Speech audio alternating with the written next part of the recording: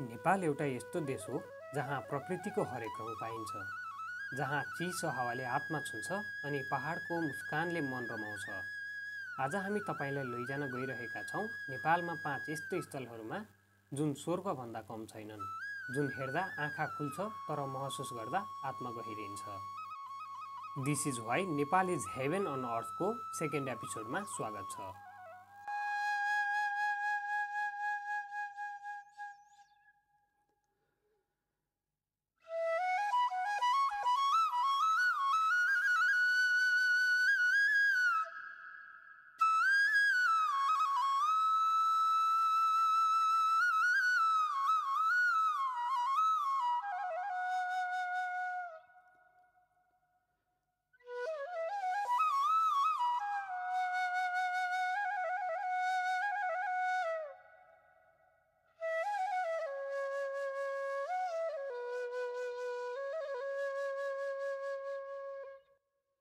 Number 1 रारा लेक। शान्त विशाल नीलो रारा ताल नेपालको सबैभन्दा ठुलो ताल र सबैभन्दा सुन्दर पनि। मुगु जिल्लामा रहेको यो ताल समुद्र सतहबाट करिब 2900 मिटरको उचाइमा छ। रारा पुग्न सजिलो छैन, लामो यात्रा, उकालो ओह्रालो र कहिलेकाहीँ बाटोमै बिसाउने बाध्यता।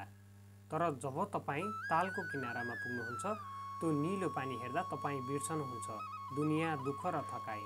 साँच्चै भन्न पर्दा रारा हेर्ने ताल होइन, महसुस गर्ने स्वर्ग हो।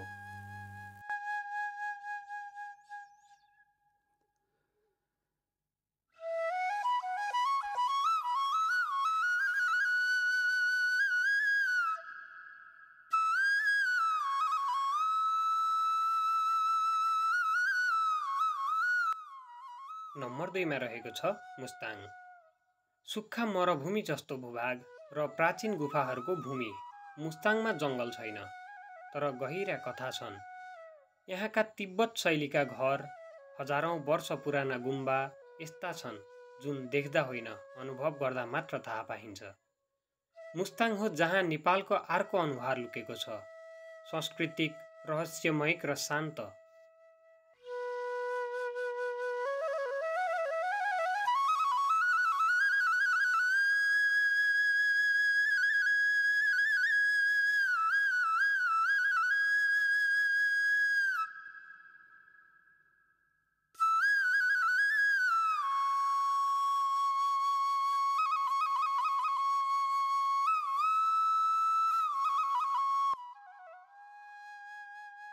नम्बर 3 पोखरा।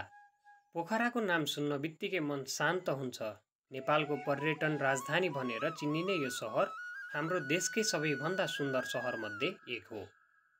यहाँको फेवाताल, माछापुच्छ्रे हिमाल, बिहानको बादल, साँझको झिलमिली बत्तीहरू र यहाँको हावामा उड्ने प्याराग्लाइडिङ, सबै कुराले मन लोभ्याउँछ। पोखरा आँखाले हेर्ने होइन, मुटुले सम्झने सहर हो।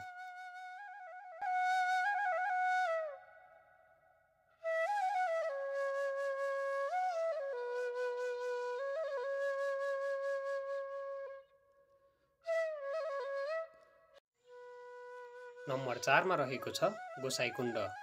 धार्मिकता र प्राकृतिक जहाँ एकै ठाउँमा भेटिन्छ त्यो हो गोसाइँकुण्ड।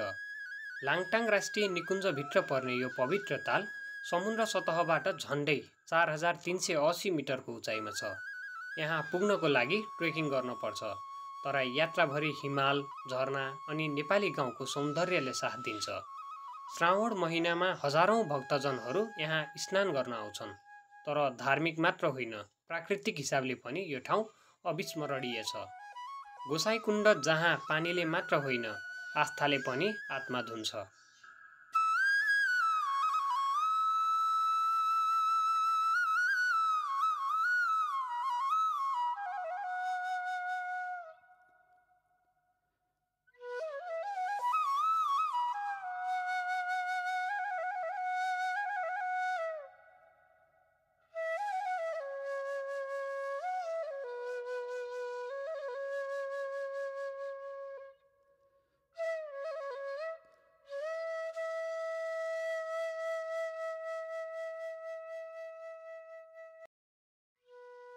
नेपाल सानो देश हो, तर यसको हरेक कुनामा छ एउटा अनदेखिएको चमत्कार।